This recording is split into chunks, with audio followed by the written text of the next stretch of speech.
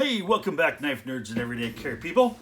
It's your boy, the Big Canucker here, and yes, we've got ourselves a review here for Monday morning, and it is a wonderful little tool that was sent to me by a subscriber who is a fantastic guy, Mr. Patrick Anderson. Thank you so much for sending me out this Swiss Tool Spirit XBS, and I have to say that I am impressed with this little bugger. This is a fantastic little multi-tool.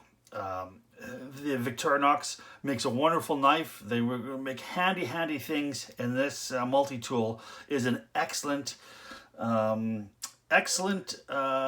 design, excellent in craftsmanship, and excellent in execution. Holy cow, I just thought of that off the top of my head. Wasn't that fantastic? All right, okay, so let's kind of go over this bugger here. Really like it. Let's go. We have got length of 4.1 inches, closed length, and a weight of 7.3 ounces. Height here, this way here, is 0.6 of an ounce, or inch, so it's a little over ½ inch. And this one here actually includes 25 tools. Now, just to give you an idea as far as size comparison, here we have got a Victorinox skipper. So you're looking like it is smaller in size than the Victorinox skipper, as well as it is thinner. And now the other thing here we can compare it to is, and that's what everybody's going to probably compare this to, is the Leatherman Wave. Now you can see here you've got a little bit of a difference here. The Wave's a little bit shorter, but it's also a little bit fatter. And now the Leatherman Wave 2, I think, is a little bit heavier, just a scooch. And when you open up both of them side by side, you can see here that they are so darn close when they're opened up. So a little more length here as far as the needle goes, but the Victorinox is an excellent tool. So that just gives you an idea of kind of a size comparison between those two tools. Now let's kind of go over it. Now it says that there is 25 tools here, and we'll kind of go over them. So you've got the needle nose pliers here, of course. And then you've got this little area here in the front, which is your cap crimper. And then you've actually got a wire cutter here for a hard and soft wire too as well. So I guess the regular part here is, I'm going to try to get something I can kind of maybe point with here a little bit. Make things a little bit easier. Is there something I can point with here? Yeah, we'll point with here so you have got right at the top here, you've got your soft wire cutter, but right against the base here is the hard wire cutter. So I guess if you're doing some, some piano wire stuff like that, that's really quite tough. You'll want to use that right against the base of your pivot here too as well. Okay. Now you've also got here, let's kind of end. The nice thing here about this system here is they're lockable too as well. So let's go with here.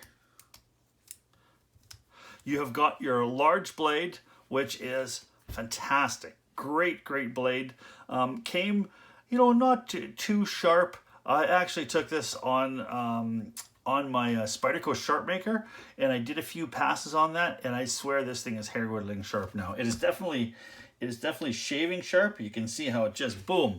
Not that I've got hairy arms at all. I'm far from hairy, but it'll shave, and I bet you damn well this thing would shave your face. Now you've got your locking here too as well, so it's almost reminiscent of your Benchmade Access lock, where you basically pull it back and it opens. And each individual tool here has their own little spring too as well. So you're not going to be pulling out one tool and having 10 of them come out beside it. You pull out the knife, you're going to get the knife. Okay, so let's go with the next tool here. So the next tool here is by far one of the most fantastic tools in any sort of multi-tool, whether it's Leatherman, Victorinox, or Gerber.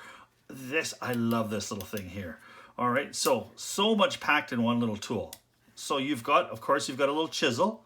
You've got a little box cutter on the end, or a wire cutter, I guess you could say, for your peeling wire insulation.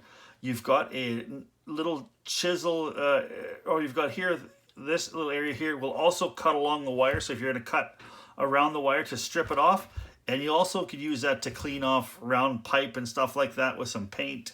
Now here you've got a wire stripper too as well. So just a really handy dandy implement right there. Now I guess one thing I forgot to mention right off the bat is this is the XBS version, which is the burnished version. So they've basically blackened this entire thing out. Now I don't know what their process is to blacken it out, but they say that when it's brand new out of the box that you can discolor your fingers a little bit. This here, of course, is a few years old, so I guess it's been cleaned. So there's no, I didn't notice anything. I didn't give it the white glove test or anything like that, but there was nothing that came out of my hands. And I do have noticed that this is really quite, there's no rust on here whatsoever. So that's the big design. Not only is it supposed to look good, it's also supposed to prevent any sort of rusting or oxidization, and I could see none of it whatsoever. It seems like this coating is holding up really well. I'm not exactly sure how old this tool is, but I would imagine it's a couple years old at least, and you can see that there's just ever so slightly some burnishing starting to come off right around these pins here. But other than that, holding up really well. So I'm not sure what they made of, but they do a fantastic job doing it. Okay, so let's continue on with this side here. All right, so we did the knife. Okay, so now we did this little tool here. Now we've got, of course, you've got yourself a kind of a bottle cap lifter. You've got a wire bender is what it's called. And then, of course, you've got your big, large flathead screwdriver. And it's also a good little pry bar, too, as well, because it is kind of got some thickness to it. It looks like it's got some strength. So, I mean, knives aren't pry tools, and we try to pry so much with our knives. Something like this you're going to pry with, and it's going to hold up a whole lot more, a heck of a lot more. And as you can see, nothing else is coming out other than the tool that I want to come out. All right, so let's go with the next tool here. And you've got your little awl. Now this is just a little punch here for punching through, say, leather or sail, or you can use it to kind of drill a hole into wood too as well by just turning it. And it's got a little hook too as well. And I imagine that little hook is for kind of, you know, if you're at a campfire, you want to pick up something there, you could, you know, pick up your, you know, your pot of boiling soup or something like that. So it's just a nice little implement that they've taken over, and they've just got a little hook there too. Okay, so let's close that off here. All right, so close that up, and now you've got your little wood saw. Now I will attest, this wood saw is a great little wood saw, and you will not believe how fast you can go through a 2x4 with this wood saw. I would be willing to guess that you could cut through a 2x4 in 30 seconds or less with this, just straight on. It's got a nice thin profile, so it's not going to be binding up. And the other thing too as well, it's got, the teeth on it are extremely sharp. Really excellent design, and really excellent finishing. I mean, because I mean, it can't be easy to cut this out and stamp it or however they do it, but they've got it razor sharp here. If you could feel that, I mean, she's definitely going to go through 2x4 lickety split. Now this one here, I didn't cut through 2x4. I have cut through a 2x4 with a previous iteration of this knife, and it, like I said, less than 30 seconds, you're through a 2x4. And I most of the time I use these wood saws not so much to be cutting 2x4s. It was just I seen it on a YouTube video where Adam from Mythbusters cut through a 2x4 with his Leatherman saw, and I wanted to try it out with the Victorinox, and it went through lickety split. It was fantastic. But I mostly use it for cutting branches off. If I notice something that I want to whittle, I like to whittle my my granddaughter these little chicken sticks here, and it's just perfect for just going to a little branch, cutting it off, and I can whittle a chicken stick in no time. And that's I haven't named this chicken stick yet, but this is the first one I did, and it's great. All right, so okay, so let's put that in there, and yes, so that is what we have on that side. I don't think I'm missing any tools here. Just kind of want to go through it. There's the all. All right.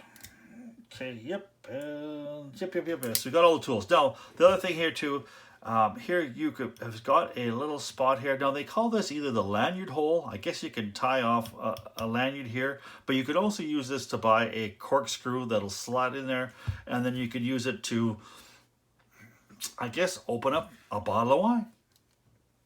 Now, okay, the next side here, we have got your can opener with a little small 3 mil or 2 mil screwdriver here for dealing with the small flathead. And Victorinox is their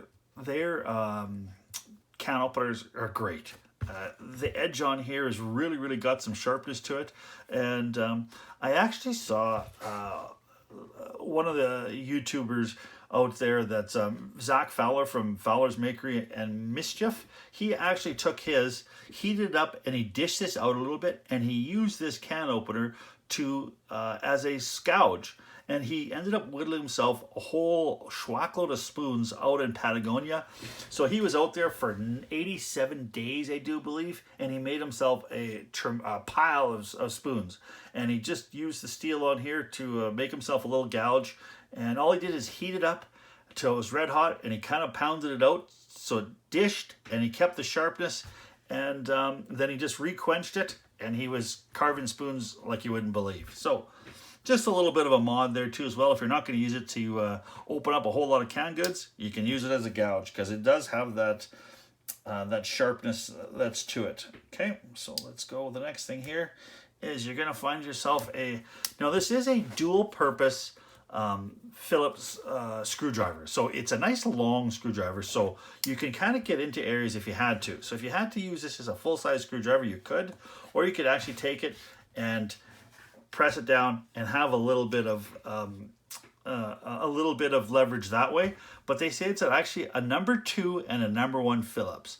And I believe it. Just the way they've got it machined and they've got it milled, it'll fit both of them very comfortable. Number 2 and number 1 Phillips. So I just can't get over how well Victorinox machines. Everything is really so crisp, because lots of times when you're milling or you're stamping out things and you're building things, your tooling starts to become worn, and then your edges aren't as crisp and your tool isn't as well built. But Victorinox, their quality control must be excellent, and their tooling, they must be changing their tooling out all the time, because every single Victorinox product that I've ever felt, my Skipper, my Fieldmaster, this multi-tool, all the edges are extremely crisp and sharp. There's been no time that I have saw any time where their quality has not been A1 fantastic. And hats off to you guys, Victorinox. Okay, so let's go through the next one here, which is a pair of scissors. And I have to tell you that when I first got a multi-tool, I wondered, well, what am I going to use the most? And I got to tell you, the thing that I use the most out of all my multi-tools have been the scissors. It's just, you don't believe how handy it is to have a little pair of scissors, whether you're cutting off a little bit of a thread, you're cutting some cardboard, or you're cutting some paper, or tag off something. It's so nice and handy to have a pair of scissors. And this has got a really nice spring on it. Great design. It's comfortable. The only knock on this that I think I would do is I wish it opened up a little bit wider. I know most of the time you're going to be using it just to cut paper, and but when you do want to cut something a little bit heavier than a sheet of paper, having that extra jaw length, I think is nicer. And so just to show you, I mean, it flies through the paper like a pair of scissors through paper. So it does a great job. Really impressed. Very comfortable. Probably one of my favorite tools on any sort of multi-tool. Okay, and I think that is about it for those. Now, the jaws open nice and wide on this, which is nice. You've got a decent grip. It's extremely comfortable. I mean, I've got pretty big hands. I mean, I would say that I'm an XL or double XL hands, and this fits me really, really well. The way that they've got it dished on the inside here, it's contoured extremely well to fit your hands.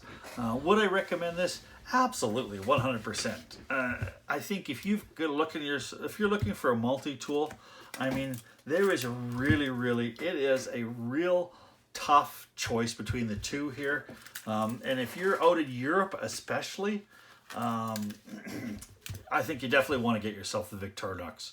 You know, dealing with the warranty wise, dealing with the blade size too as well, because I know that a lot of places in Europe you have to have a sub 3-inch blade, and you're going to do that with here too as well. So you know what, I think this is an absolutely fantastic tool. Now in multi-tools, I'm going to give this probably on a scale of 1 to 10, I'm going to give this an 8.5. In this particular version, and the reason I'm going to dock it a few points is I'm going to dock it a little bit because of the size of the scissors. Wish they opened a little bit wider, and the black burnishing on here. Now the black burnishing does its job if you're like kind of, I guess, out in areas where there's lots of salt water and stuff like that. This is going to be an absolute must. But I know that I have found in low light conditions, trying to figure out what tool is what. I know the black just seems to, and that's partly because, you know, I just turned 50 the other day, so the eyes may not be as strong as they used to be, as sharp as they used to be, and the black just seems to be in the low light condition. It seems to get me a little bit, but great, fantastic multi-tool. Thank you so much, Patrick, for sending me this. I'm going to be EDCing this a lot because now the other thing about this that I really, really like is it's such a compact size that, you know what, if you're going to be taking this and throwing this in on your belt, and I can't stand see, now I have a Surge 2 as well. And now the Surge is a great tool. If you're using that in your job, in your construction, hardware, you've got, you know, you're really, really putting your tool to work, that is the one to go. But if you're going to be taking one and putting it on your pocket to deal with the occasional situation, like this weekend here, I used this multi-tool 3 times. You know, I use it to cut the tag off a shirt that was bugging me. I used it to install the bell on my granddaughter's little bike. And then the other thing I used it for is I used this little crimper here. I reached underneath my, in my camper, and one of the little clips was loose, and I just tightened it up with this little clip thing here. So I used it 3 times, and it was so handy. It was sitting on my belt. I hate having the big, huge multi-tool on your belt where it snags. So you go to sit down and you stand up, you walk by a chair and it hits the chair. I mean, I'm clumsy enough to begin with. I don't need something protruding from my side to knock over, because I would definitely be knocking stuff over. Now, one time in my life, as a child, and it hasn't gotten so much different now as an adult, I knocked over a soup can display at a grocery store. I knocked over a comic book rack at a bookshop, and I knocked over a table at a restaurant that was full of our family's food. Oh, and that was my blessing to my parents. I am so lucky that I hit 50 that I wasn't quietly drowned out behind the woodshed because I drove my parents crazy. I was a clumsy guy, and I don't need something real big off my belt to be knocking other stuff over, because I do a good enough job by myself. But love this tool. Thank you so much, Patrick. Would definitely recommend it if you are going to be looking for a multi-tool. And it's a really, really tough choice between your Victorinox and your Leatherman. But if you're out in Europe, I think it's a no-brainer. Get yourself the Victorinox, to having to deal with the warranty and stuff like that. And some of the knife laws are a little more tuned that way. But all right. So if you like what you saw, please give me the thumbs up, as well as a subscription. I'm closing in on 250, and I appreciate you guys so much. Now, there's still lots of stuff happening out there in the world, so please stay safe. Keep your stick on the ice, the shiny side up. This is the Big Canucker saying adios.